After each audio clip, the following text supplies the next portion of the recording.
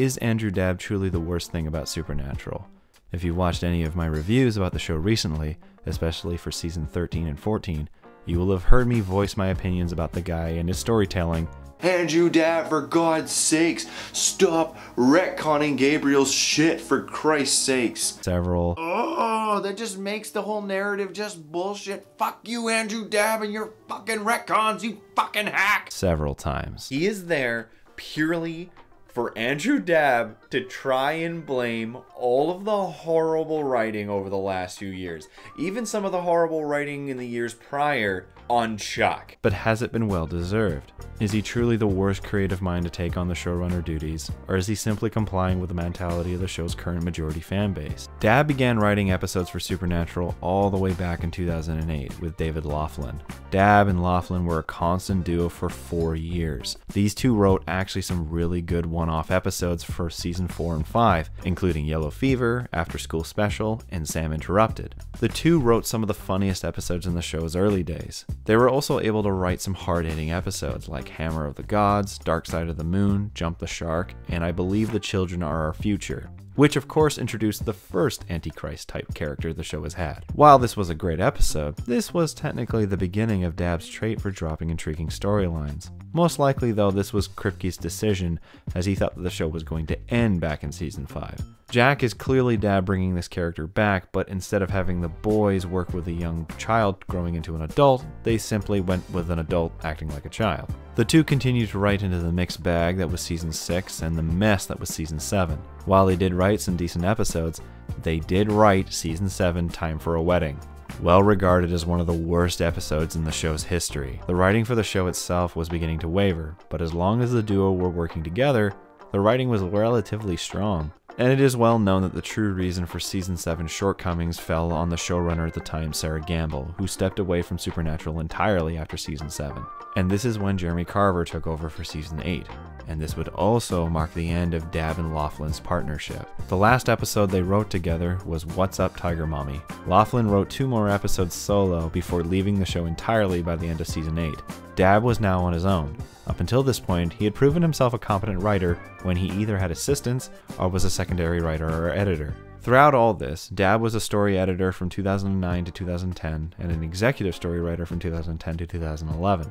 His role in the production of the show started to rise as he went from being a producer in 2011 to supervising producer and eventually executive producer by 2014. At this point, Carver had brought Dabb fully into the creative department. He didn't write the best of episodes, but he had some decent ideas, even if they didn't always follow through, like Bloodlines or bringing Jimmy Novak's daughter back as a small show regular. Despite being a bit of a useless character for a long time, she did eventually find a niche with the Wayward Sisters proposal, but we all know how that ended. But to be honest, season 8 to 10 is a very gray area for me.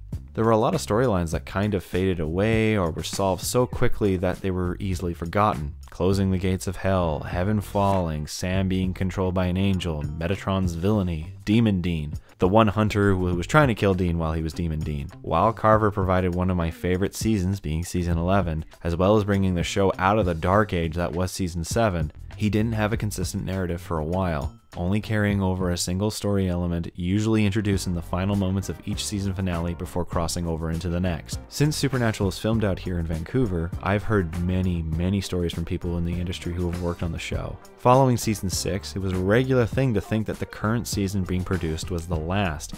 This was supposedly said by Jared and Jensen themselves from time to time on set. At the time, the numbers for Supernatural were gradually falling. They somehow were still staying surprisingly consistent despite the slow decline. The largest drop-offs were seasons 7 and 10. The longtime watchers were beginning to move on, and I feel this is due to the whole dynamic of the CW beginning to find its new niche. That being really pretty people with melodramatic yet somewhat engaging storylines. I'm talking about The Flash, Arrow, Riverdale, The 100, all ridiculously pretty people in shows that are all trash. Entertaining trash, but trash nonetheless. And it was this typical CW viewer that was now the target audience of Supernatural. While this was happening, Carver was planning to move on to his short-lived Frequency show. What I didn't know until recently was that he left nearly halfway through season 11 of Supernatural to do this. The best season of the show in years, and he left it to make a cheesy television remake of a movie from the year 2000 that almost none of the current generation would know about or even remember. I'm still a little bitter about this. This left Dabb to pick up the pieces and finish the narrative, and despite all I've said about the guy, he did a decent job. Somewhat. Carver had made season 11 in mind for it to be the end of the show. However, the CW and the brothers didn't want it to be, so that might have been a reason for Carver's early departure. However, I should note that Dabb wrote some trash episodes in season 11. Beyond the Mat was a wasted opportunity with wrestlers, even featuring The Miz, and The Devil's in the Details was a very unsatisfying follow-up to a rather fantastic mid-season finale in season 11. The arc of season 11 also presented the show's writers with a huge hurdle to overcome when trying to plan season 12. As said before, Carver had planned on season 11 being the show's proper finale, so he brought out all the big guns, or in some cases last resorts. They brought back a multitude of characters who were regarded for the longest time as off limits. Lucifer returning from the cage, Chuck finally being confirmed as God. Other returns included Metatron and Rowena. This season also introduced the Darkness, which to this day is still the best villain the show has had in recent years. The absolute totality of her powers and the resurgence of characters left Dabb, the newly appointed showrunner, with a huge problem. With the show being renewed for a season 12, he had to somehow top or just even match season 11, except they had literally pulled out every single remaining rabbit. However, I shouldn't say every single rabbit because there were some terrible rabbits in there too. Almost all of the former staff writers from the show's beginning were long gone, except of course for Robert Singer, who is an entire ocean of problems with the show on his own. Dabb was left with the literally impossible task of following all this up. And needless to say, he failed, but he did try. Season 11's finale brought about a debated but still satisfying end to the Amara and God storyline, even if she did change her mind about destroying the universe in one of the quickest ways possible.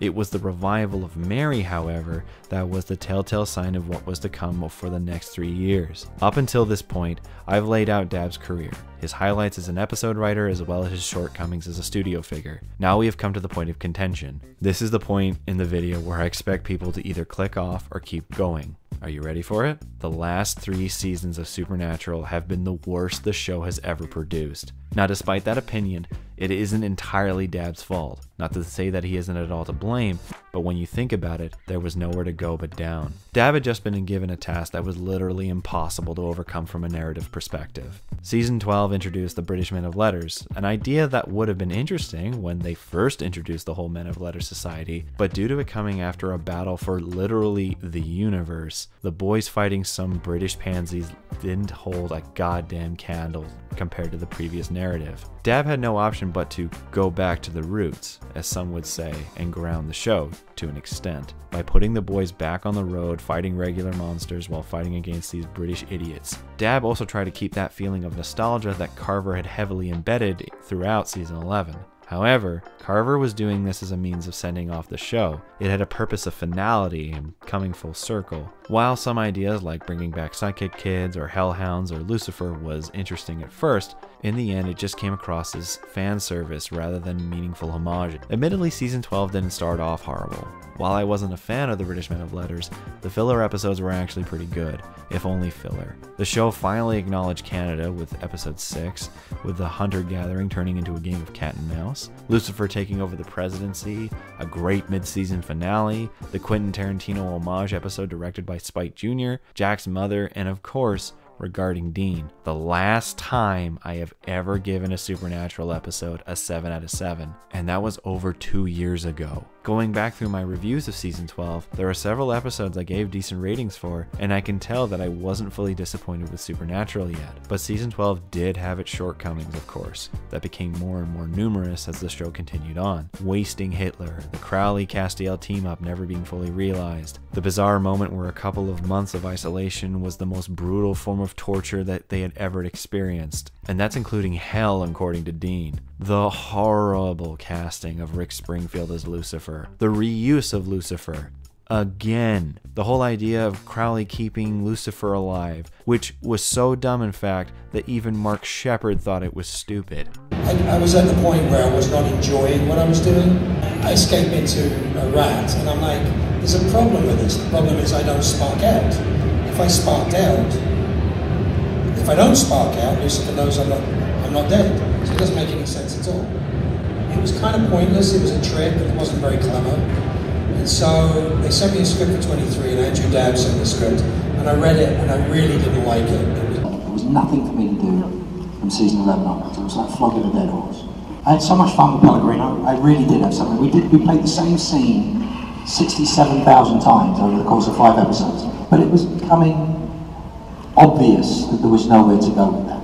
And so it's time, when it's time to stop doing something, it's time to stop doing something. We can't be sad about it. You can always watch it in reruns. Dabb started to reintroduce elements of the show as literal fan service. Everyone who died in season 12 was resurrected almost immediately in season 13, except for Crowley, of course. But despite this, the fan base ate this garbage up. This would continue over into season 13 and 14. Along with some horrible season finales, it was extremely evident that Dabb had fully expected that the show's heydays were over. Topping season 11 was a bygone conclusion, so instead, he began to follow along to what the fans wanted, a constant stream of fan service instead of a respectful narrative. So now with this construct being the norm for the writing department, Dabb realized that as long as he kept applying fan service to his scripts, he could follow any storyline he wanted. That being the reintroduction, or I call it retconning, of Gabriel. This was, in my opinion, the moment that killed Supernatural for me. I had been willing to follow along with the story up until this point, despite the other retcons or bad writing that had happened previously. Even when they found a cure to werewolves, which completely mitigated the loss Sam felt all the way back in season 2 with Heart. But this was the tipping point. This was the point where it was evident that Dabb and Singer's top priority was not respecting the show's lore. It was to keep the vehicle going as a fan service machine. Up until this point, I was understanding Dabb's impossible position, but now he was going too far. I do understand though that Singer was probably the one pulling Dabb along in a direction that was easiest for him, and it has been very, very evident in season 14. The amount of dropped storylines, the lack of direction, and the horribly forced story writing is evident of one major thing. The show has almost no money left. The bunker was introduced as a means to save on time and make the production easier for the boys instead of having to constantly find new locations. This didn't affect the budget as much, as the production office has owned these studios for quite some time in Vancouver, but the idea of ease over effort soon began to bleed also into the production in terms of its story writing and execution. If you compare how episodes were shot and lit now compared to, say, season 3, it's very obvious. The original look of the show was unique. It had heavy shadows. It really differed this universe from our own. There was always an air of fear or darkness or the unknown to the aesthetic of the show. Now look at this. This is supposed to look like night, but could you believe it if it was? The shadows are so weak. The color is nowhere near saturated or even evident here. It almost looks like a daytime soap without that horrible fuzzy filter on everything. The level of effort in this show has fallen away in every aspect, and not just the writing. This could very well be a request from the boys, however. After years of shooting days going well into the early morning and constantly living life like vampires, that would definitely drain a person. Supernatural went from a show that some people in the industry avoided due to its horrible late night scheduling to enjoying its almost Hallmark-like simplicity now. And this brings me to my final point, and this is the worst crime of all. The brothers haven't developed at all beyond season 7. What we have had is the brothers purely being on autopilot, revisiting moments we have gone down multiple times. One moment, from this season in particular, being when Sam confronted Dean about how they don't give up on each other. I saw people posting comments about it being Oscar-worthy on both their parts. This is why I can't take the main fanbase seriously anymore. If they are so blind and willing to forget that this already happened in season 3, 4, 5, 7, 8, 9, and 11, then there is no hope of ever changing their minds. And if Dabb knows he can get away with this without any consequence, why would he stop? You guys are still gonna watch it, aren't you? And now with the finale having just happened, I feel I can't blame Dabb for doing what the majority fan base wanted. To bring characters back to make up for lack of effort, to revive old storylines just as quickly as new ones were dropped to appease very small attention spans. He has literally become a product of the fan base who in turn have convinced these guys to go on far too long and make a joke of everything established. God went from being a passive deity who was weak, impartial, but interested in the concept of free will. So what's it all add up to? It's hard to say. But me, I'd say this was a test. For Sam and Dean. And I think they did all right. Up against good, evil, angels, devils, destiny, and God himself. They made their own choice. They chose family. And, well, isn't that kind of the whole point? Isn't that kind of the whole point? Kind of the whole point? The whole point? The whole point? To a grumpy asshole who wants people to do his bidding to the letter without rhyme or reason, and on the spin of a dime decides to end the world. The hell? This isn't how this story's supposed to end. The story? Look at the gathering storm, the gun, the father killing his own son. This is Abraham and Isaac. This is epic. This isn't just a story. It's our lives. So God or no God, you go to hell. Have it your way. And I thought Jack was the child. Dabb may not be the sole problem with this show.